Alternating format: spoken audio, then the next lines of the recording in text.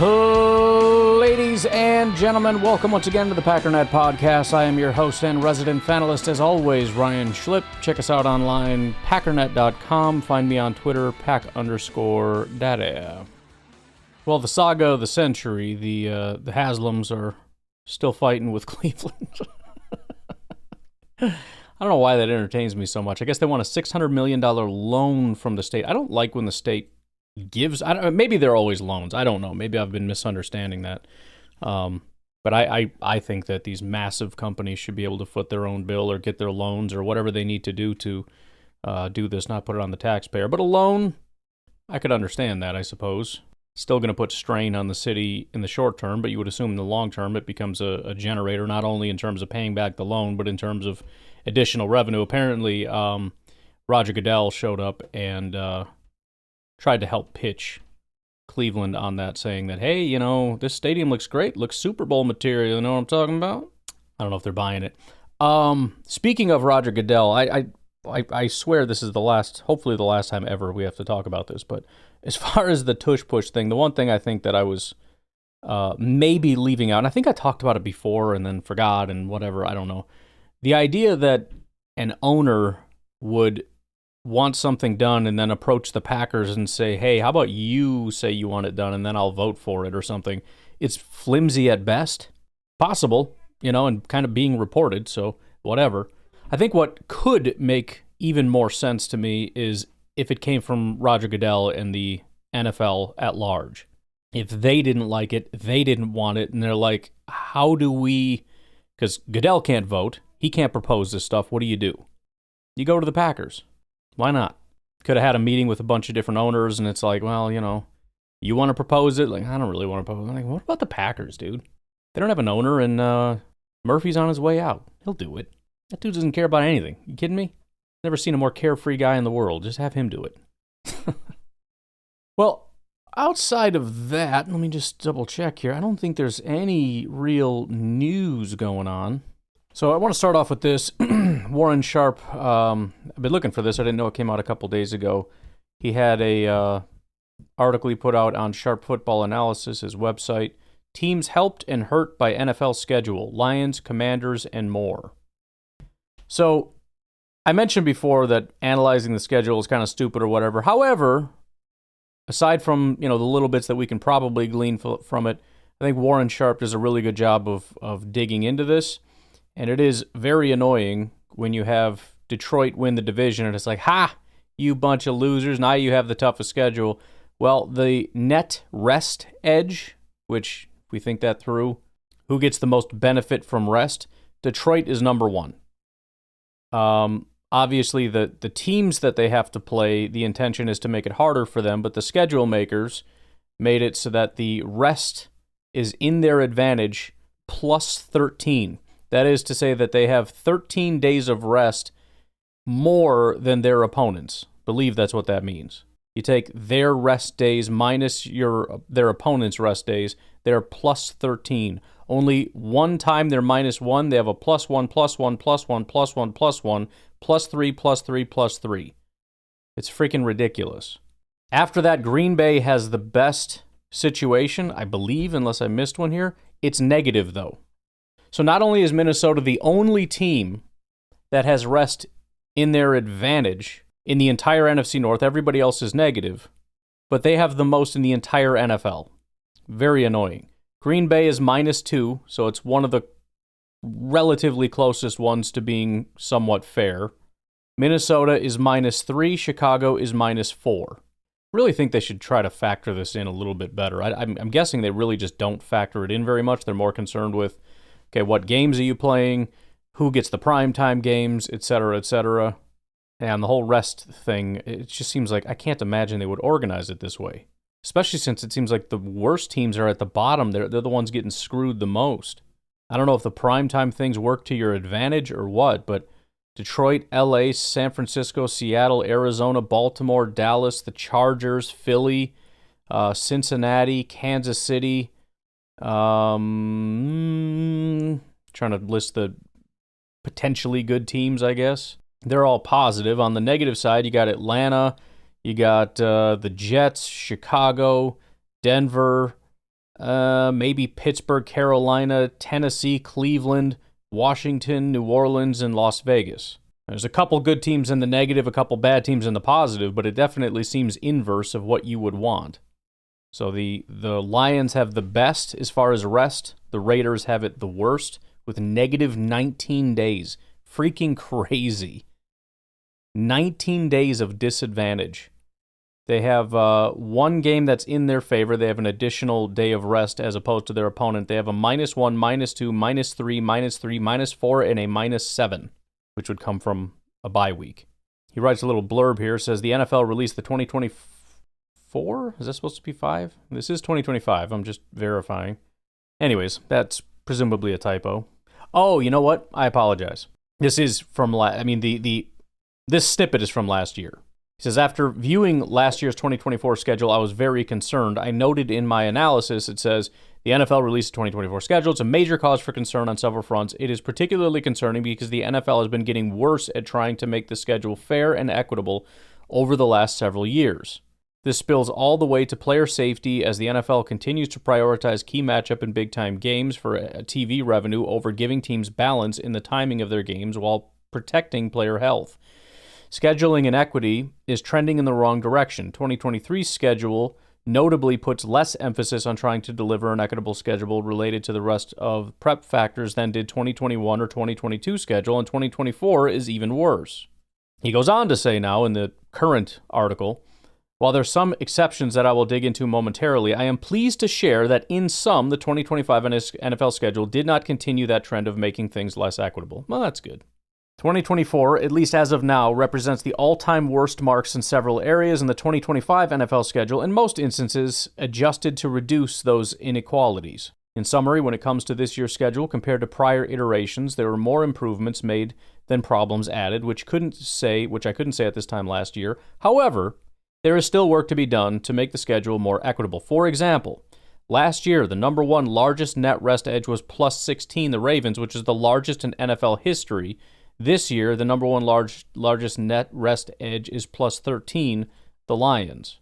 While it's an improvement compared to 2024, it still ranks as the 5th largest net rest edge in the last 25 years. And again, why the Lions or the Ravens, for that matter, last year? Why would you do that? They don't need that much freaking help. They don't need any help.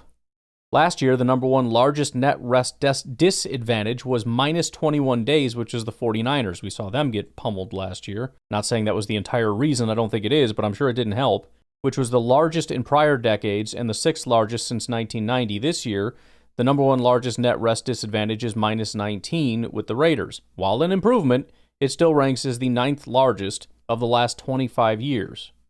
Last year, there was a 37-day swing in rest edge between the best and worst teams, the number one largest delta for any NFL season since 2000. This year, that delta is 32 days. It's an improvement. It still ranks as the 7th largest delta in the last 25 years. Last year, there were 66 games played where one team had 3+ days of rest advantage, the most in NFL history. This year, there are 61 such games. While an improvement, 61 games ranks the 4th most in NFL history.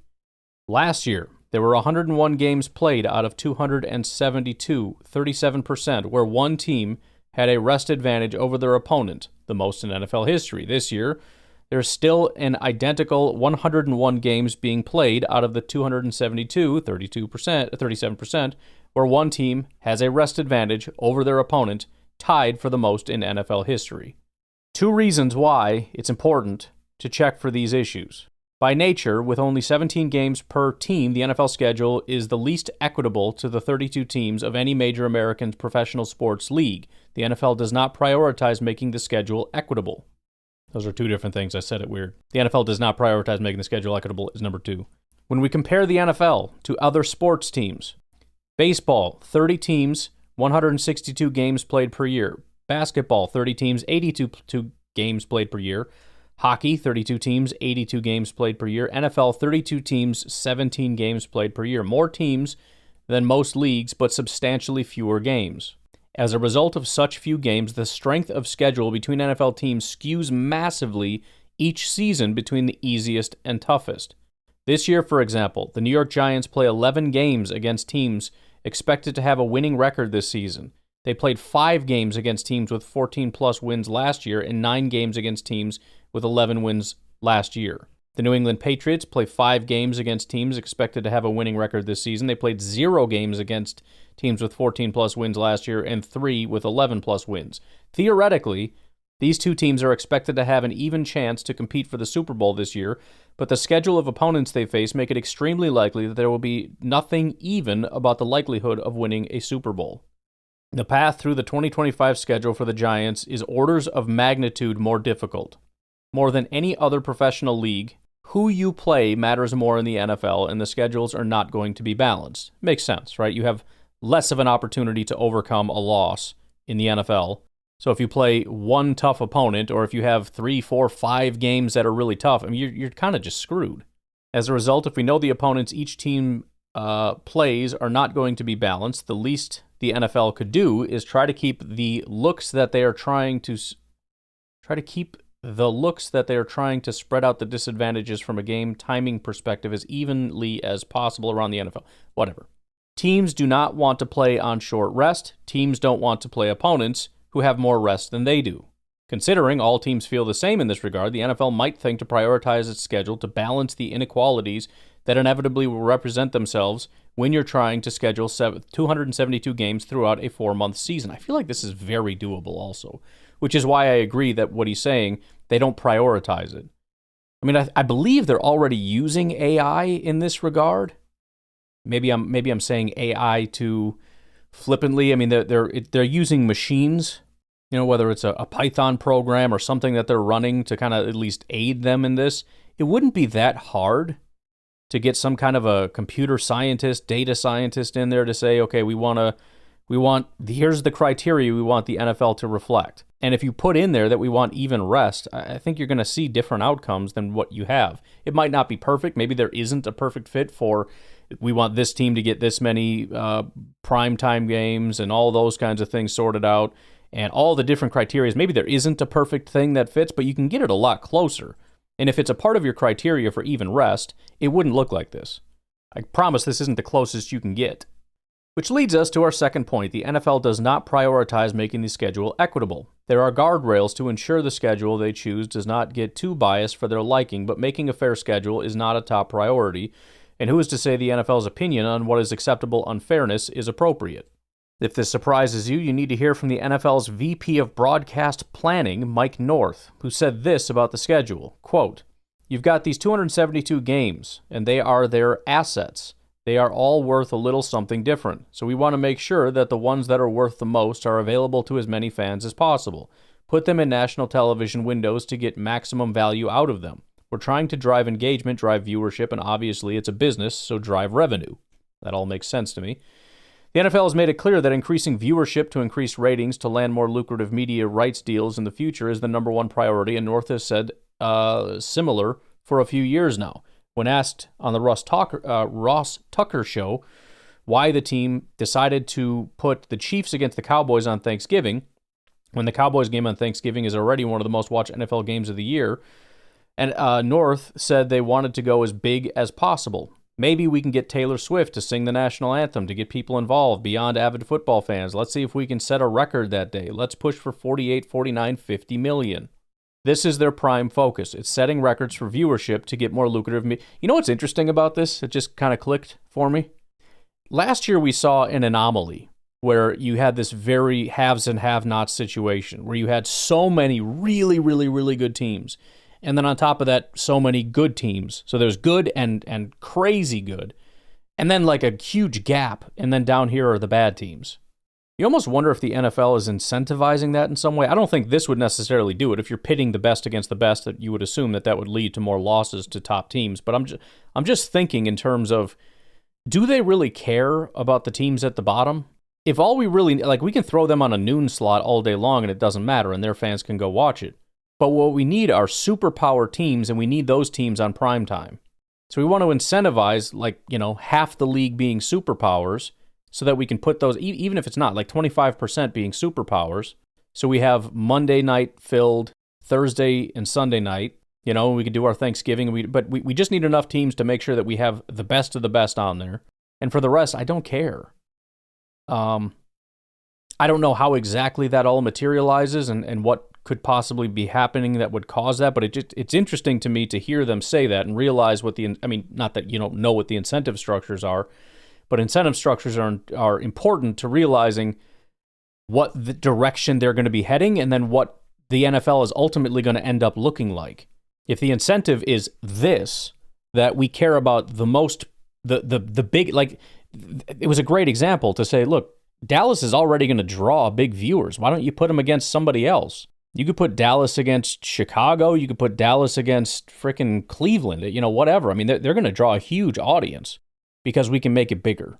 And so although, parity is, of course, a part of the NFL, and they're going to have the worst team pick with the top pick, and we'll see what we can do. Ultimately, the bottom half of the league, it's just not a priority until they can cross that threshold. But until then, you're just out there without a life raft. And so again, let's go back up to the top of this. Why in the world would you have so many good teams at the top and so many bad teams? I don't want to go full conspiracy, but you could argue that this could be on purpose. We want Dallas to be a 14 or Detroit to be a 14-win team. We want Dallas to be a very good team. And you could argue, what about these? But okay, maybe it's not too obvious or whatever. I don't know. But Baltimore, Dallas, Detroit, Miami, LA, San Francisco, these are not only really good teams, they're big markets. And again, Green Bay would fit in there, and maybe in past years they have been there. I think we've been on the super negative side as well. I don't know, but the point is, maybe this isn't on purpose, or maybe it is. I don't know. Maybe it's because they get all the primetime games that they end up with the rest, or maybe they get the rest so that we can ensure that they have really good records, so that we can be sure that we have this pile of teams with good records that we can put on primetime. Detroit is less appealing if they're coming into a game at 6-7. We really screwed the pooch giving them all these primetime games. Just a thought. I don't know. He goes on to say, let's see. This is their prime focus, setting records, period, end of story. North also added about the guardrails analogy I mentioned before. Quote, there's a line that we shouldn't cross when it comes to things like competitive fairness and player health and safety, travel, whatever it is. Push the engagement, push the viewership, and maybe walk right up to that competitive inequities line, but don't cross over it. North and his team know that this is a give and take. They could make a perfectly fair schedule from a rest and prep perspective, but the schedule may not have as many great teams playing as many primetime games in a given week. So, to place those assets where they're most likely to create spikes in viewership and ratings, the byproduct will be an increase in inequality. The NFL would rather not discuss that. They would rather no one checks their work like I do each year. They would rather answer privately to few teams, play the games, and for no one to question how much intentional inequality exists in their schedule and how much is too much.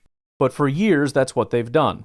I'll share the positive and the negative in hopes that the NFL produces future schedules that give as many teams as even a shot at the Super Bowl as possible each season. So let's begin the process of walking through the 2025 NFL schedule and evaluating the work the NFL did. In doing so, we will answer the following questions for the 272 games. Is the team at a rest disadvantage in a game compared to their opponent? How many days do they have to prepare for the game? How many days does their opponent have? Are they coming off a road game on a short week? Is their bye week edge negated? So, there's plenty more to get through here. Why don't we go ahead and take our first break, and we'll start ripping through a little bit of this stuff. We'll get some insights into NFL generally, Packers, NFC North, etc. We'll take a break. We'll be right back. By the way, again, they're relatively rare, so I want to give a shout out to Brian K. in particular for joining the Bubba Franks tier on Patreon. Really appreciate you, dude. By the way, you guys on Patreon, I daily feel guilt about. I feel like I should be doing more for you. I know the Patreon is really just if you enjoy the show and you're looking for a way to throw $1 a month at me or something. I really appreciate you guys that can do that and will do that and whatnot. But I know some people have canceled and been like, you're not giving me nothing. It's like, sorry, dog. I forget about Patreon. There's so many things. But also shout a lot of people with the free memberships. So I want to make sure to try to, tease you guys maybe into $1 a month kind of thing. Greg Rice, Ryan Sandville, Jonathan Renkes, Bill Brasky, Nate, Tony Holman, Danny H., Steve Immel, Joey Hewlen, all you guys going way back here. A lot of people, especially in the last couple weeks or so, a lot of free membership joining. So hopefully you guys are listening, and I appreciate you. Let me know what I can do to get you to be $1 a month. It would be greatly appreciated. And again, Brian, you're the freaking man. But okay, let's continue on and see what we got here. So he kind of goes through and explains the net rest edge and all that kind of stuff. We don't really need to do that. You can come check out the article again. He's over at sharpfootballanalysis.com. Does some pretty cool stuff. But it's pretty simple. It's your rest minus your opponent's rest. It's how you get to net. But he does show the since 2018 the delta between the best and worst rest edges. So starting in 2018, it was 24, 24, 26, 27, 24. And then in 2023, it got crazy. It jumped to 32, 37, 32. So even though it did go back, I mean, we were at about a 25 average, and now we're up to like a 35 average. So it does feel like something in the algorithm changed in 2023. Doesn't have to be, but it certainly looks that way. Again, Lions have it the best, Raiders have it the worst. This is interesting. Since 1990, only 6 teams played 6+ games with a rest advantage in a season, right? So pretty straightforward. You're playing a game, you have a rest advantage. Since 1990, there's only been 6 teams where they had 6 or more games where they were at an advantage. It didn't happen a single time last year. It's happening to 3 teams this year, the Lions, Eagles, and Cowboys. Again, why in the world? I know the Cowboys weren't that good last year, but they're always kind of teetering around, and they're going to come back with a 14 frickin' win season or something stupid this season. Maybe not. Maybe they suck. I don't know. Doesn't matter. But Lions, Eagles, Cowboys are going to play 6 games, 1/3 of their games with a rest advantage. That doesn't seem super right. Meanwhile, 3 teams play no more than 1 game with a rest advantage, Titans, Colts, and Raiders. The Detroit Lions are the most exceptional example of a team playing an incredible amount of games with a rest advantage that we've seen in NFL history. This year, the Lions play 8 games with a rest edge over their opponent. If this sounds like an anomaly, it absolutely is. No team in NFL history has played more than 6 games with a rest advantage in a season. If the Lions played 7 such games, they would set a record, but the Lions have an NFL record 8 games with a rest edge over their opponent. Think about it from this perspective. Nearly half of the Lions' 2025 games have them playing at a rest advantage. Meanwhile, 3 teams play just 1 game all season with a rest advantage. Then he goes through the specific games that they're going to play, the Lions with their edge. On week 2, obviously we're fortunate. Week 1, equal rest. Lots and lots of rest. Hundreds of days. But right away, week 2, they play the Bears. The Bears are coming off a week 1 Monday Night Football game. So the Lions get a +1 advantage. Week 5, they play the Bengals. Bengals are coming off a week 4 Monday Night Football game, +1 for the Lions. Week 6, they play the Chiefs. The Chiefs are playing a week 5 Monday Night Football game, +1 for the Lions. Week 9, the Lions are off a bye week playing the Vikings, who are not off a bye week, +3 for the Lions. Week 11, Lions play the Eagles, who are off a Week 10 Monday Night Football game, +1 for the Lions. Week 15, the Lions off a mini bye play the LA Rams, who are not off a mini bye, +3 for the Lions. Week 16, Lions play the Steelers, who are off a Week 15 Monday Night Football game, +1 for the Lions. Week 18, Lions off a mini bye play the Bears, who are not off a mini bye, +3 for the Lions. For the first time in history, the Lions will play 5 opponents coming off a Monday Night Football game, who then must play on a short week with 1 less day of rest. In the prior 2 seasons combined, the Lions played 8 total games with a rest advantage over their opponent. So they get that this season alone. In the prior 2 seasons, the Lions are 6-2 straight up and 6-2 against the spread when playing with a rest advantage. Detroit's win rate, 75% with a rest edge, is the 5th best in the NFL, and their cover rate, 75%, is the 3rd best. Additionally, the Lions play just 1 game all season with a rest disadvantage, and it is just a 1-day disadvantage. As a result, the Lions are playing with a +7 net games with a rest edge. 8 in their favor, 1 against them. No team since 1990 has played more than +4 net games with a rest advantage. Again, Lions, 7. Detroit Lions are likely the first team in NFL history to play +7 net games with a rest edge. The odd thing about the Lions having all these small edges of playing teams off Monday Night Football games is that we know the NFL prioritizes certain teams due to success and likelihood of producing ratings, and thus certain successful or popular teams might play in a lot of primetime games.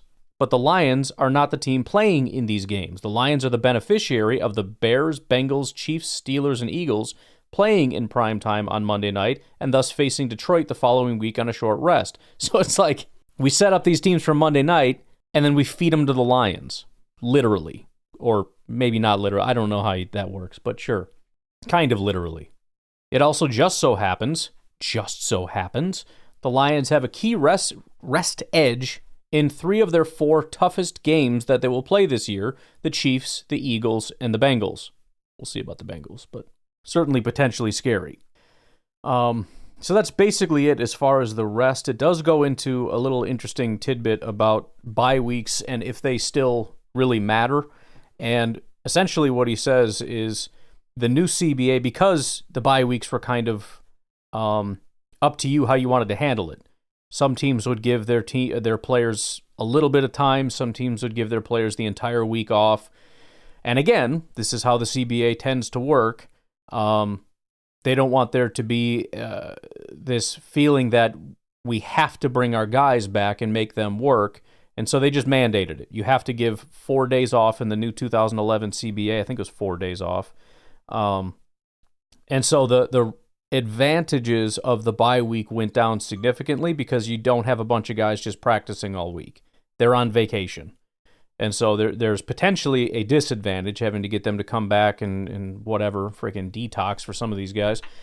So we saw a sharp decline in the bye week having any real advantage after that CBA. However, the rest, as weird as it sounds, the shorter rest might provide a little bit more benefit because you're not going on vacation. It's more about your other opponents having less time to prepare than you and less time to recover than you. Boy, oh boy, I don't know if we have time in just 1/3. He's got more content in terms of strength of schedule, which again, I don't like strength of schedule, but I think he does a pretty good job of the way he goes through it. I do want to go through that. I think we might save that for tomorrow, though, because I don't want to rush through it. So why don't we take a break and we'll do something a little bit less time intensive. We'll take a break. We'll be right back.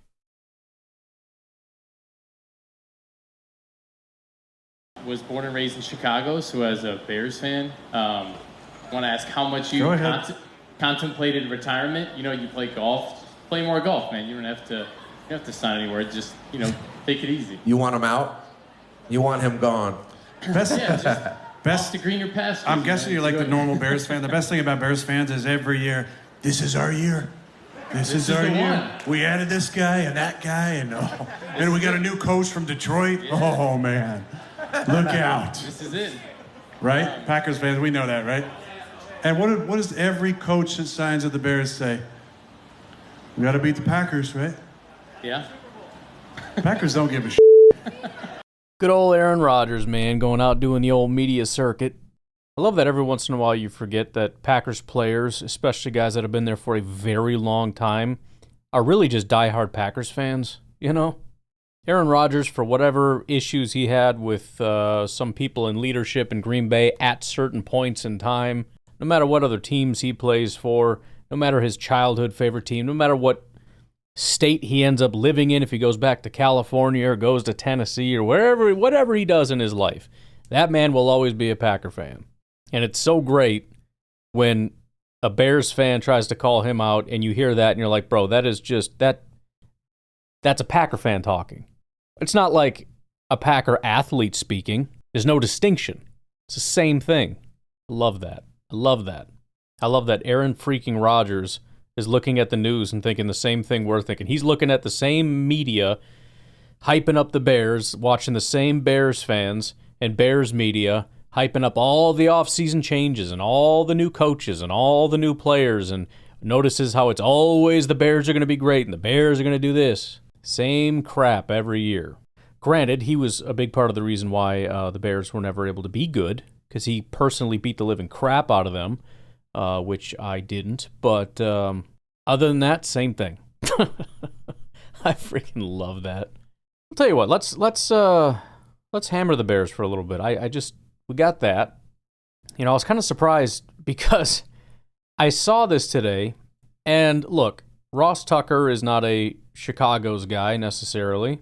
Ross Tucker is a former football player, played for a lot of different teams, never in the NFC North, so he doesn't seem to have a lot of skin in this game, But he was on Chicago sports media, and granted, it's not Chicago sports media saying it, but I saw a Bears account retweet this from a Bears media place, and I thought, how is this happening? The Bears always win the offseason. I don't understand.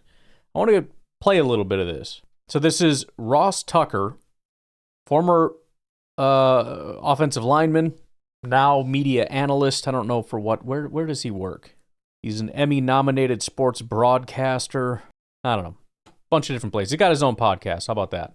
DraftKings Network. I didn't know DraftKings had a network. All right. 670 the score. Chicago sports station, Ross Tucker. When you talk about Ben Johnson, it's interesting because this has been a big week in Chicago because of the Seth Wickersham story last week, and Caleb Williams did not choose to address this head on. Ben Johnson did. Did you see what he said, and what are your thoughts on overall the way that this has been handled? Yep, I did, and I hate when I come on and I don't know if I want to call it bad news, but I have major concerns about Caleb Williams, major concerns. It feels to me like more often than not, he does the wrong thing. Yes. And yes. I'm so ready for this. The season hasn't even started yet. Usually it takes till week 6 before people finally start coming around to maybe it's not going to be great, but it's still probably going to be great. It is May 23rd where I'm at right now. May 23rd. And you have 670 the score with Ross Tucker on going, I don't know, dude. Caleb kind of looks like butt out on the football field. I don't know how else to put it. This isn't a talent thing, and I don't think I've ever met him, but we can have a discussion, and I've seen all the Bears fans, he was right. Waldron and Eberflus are idiots. He was right. I've seen that. I get that. We can have an argument about whether or not it's an issue that he and his dad were thinking about trying to avoid the Bears. I don't have any problem with that. Right. Why would you tell a writer this? Why would you be talking about this with a writer and then not go through with it? I mean, that's my fair point. My biggest issue. I feel like he either gets really bad advice or his awareness rating on Madden needs to go down 30 points. Because I also thought... And these guys just got to sit here and take it. They just got to take it, These diehard Bears fans on here, they just got to sit here and listen to somebody say that their superhero quarterback is not the greatest thing that's ever happened to the universe. It was a really, really poor decision for him to not address it this week because it's going to get addressed, right? People are going to ask him about it the first time they're allowed to ask him about it. So why would you want to drag it on, right? He should have Monday come on and said, "Yep, my dad was talking to a guy back then. I had some concerns, but when I came out here to Hallis Hall and met everybody, I thought, nope, you know what, I want to do this." But yeah, we had some concerns early on just because of the history. Boom, then it's over. It's it reminds me of Thanksgiving when the Bears were trying to do the right thing, which was run a play and then use the timeout. But Caleb Williams decided, oh, no, I need to audible, and then they ran out of time, and Eberflus knew after the game that he can't throw Caleb Williams under the bus, and so then he just kind of ate it. there's a I love the way he phrased that. It's like on Thanksgiving when they tried to do a good thing and Caleb went a different way. They wanted to, use a timeout. Caleb didn't so much, kind of just stood there for ever. And then they lost the game. There's a lot of concerns there. He might end up By the way, awareness rating, good call. Having a great career, and goodness knows they put him in a position to succeed, right? Like, you couldn't have gotten a better head coach. He was, remember, this was all said last year. I'm just throwing it out there. You could not be in a better situation with all the wide receivers and everything else. They should have gone straight to a Super Bowl, just to be clear. Now I think some of the things actually got worse, but they got a new coach, so, Went out and got an entirely new interior of the offensive line. Mm-hmm. Their first two picks are arguably the best receiving tight end in the draft, and a speedster that my guy Greg Cosell on the Ross Tucker Football Podcast said he absolutely loves. They lost a guy last year, and they drafted somebody last year that was even a higher rated receiver than either of these two guys this year, and he did nothing with Caleb Williams, so there's that. I just want us to all be on the same page that if it doesn't go well this year or the next 2 years or whatever, it's time we start talking about the quarterback and not blame. What? You mean in 2 years, if it's still not going well, then maybe it's the quarterback? I don't know, man. In Chicago, you give it 4 years, and then you just kind of go, what happened? We drafted a quarterback. Fields is great. He's probably a Super Bowl. Well, we just accidentally drafted a quarterback. Anyways, this guy's great. We don't really talk about the quarterback ever being wrong here in Chicago. But, Ross Tucker has this earth-shattering idea. Maybe after 3 or so years of being in the best situation a quarterback has been in the history of the universe, maybe we could possibly talk about, maybe kind of, sort of, a little bit, think about discussing the possibility that Caleb has a little bit, tiny little, minuscule amount of culpability here. Naming everyone else, because that was the other part of it that really bothered me as a former player.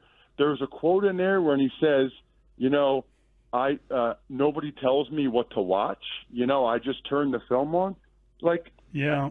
To me, that's so insulting on so many levels. First of all, every quarterback, every player should be watching some film on their own, right? Whether it's at the facility or when they go home.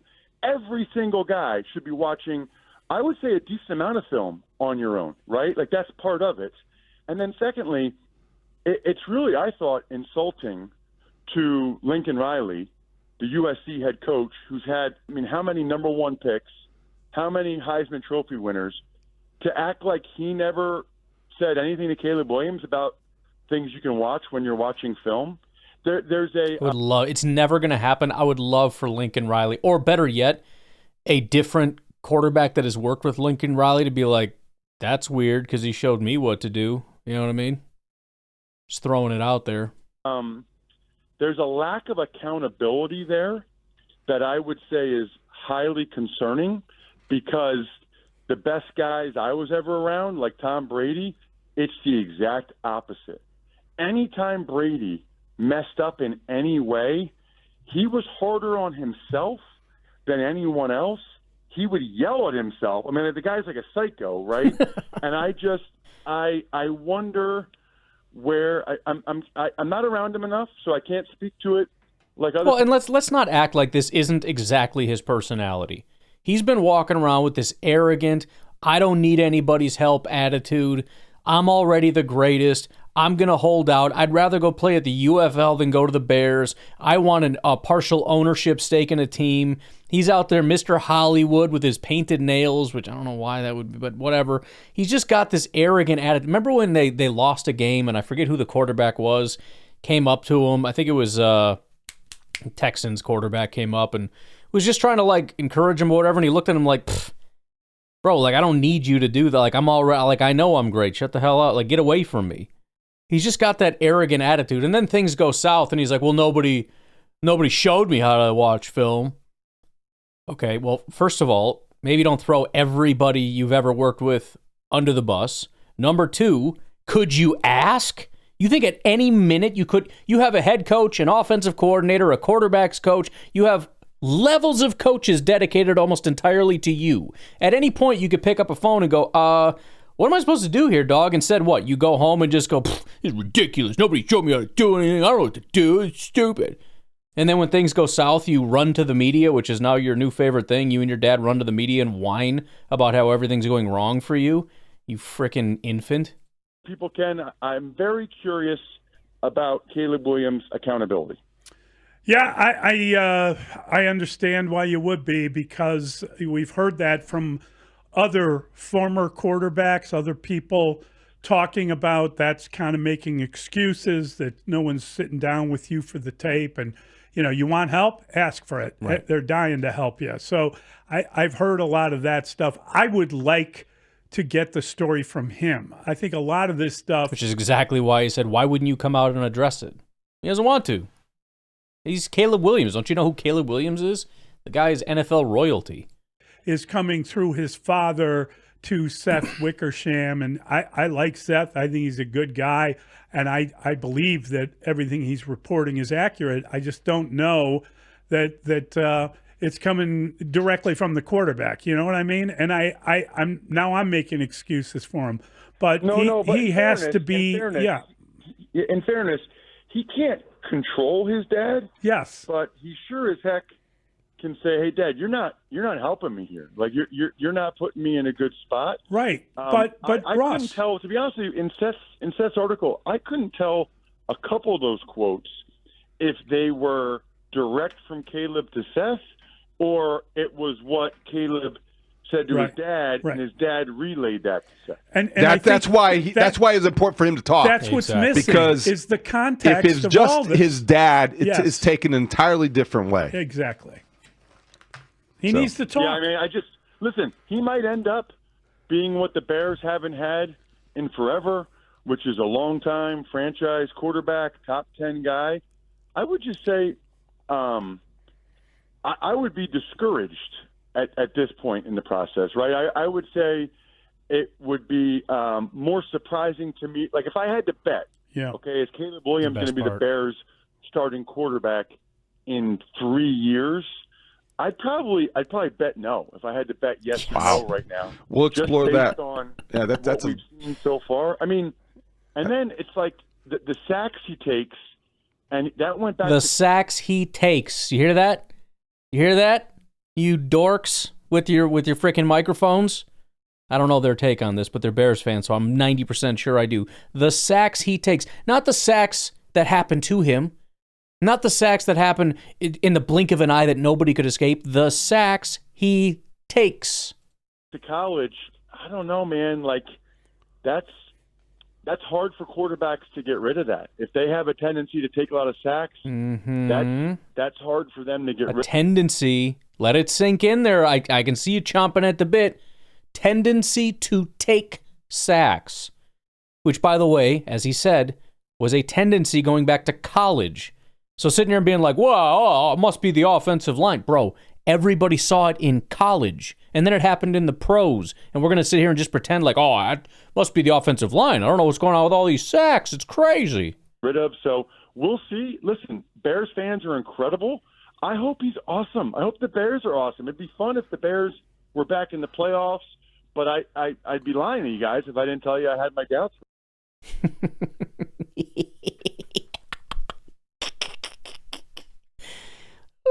Ooh, that feels good. It feels good. All right. Lastly, I've got these couple things saved here, and I think we've probably gone over similar things, but it's fun. It's fun to do.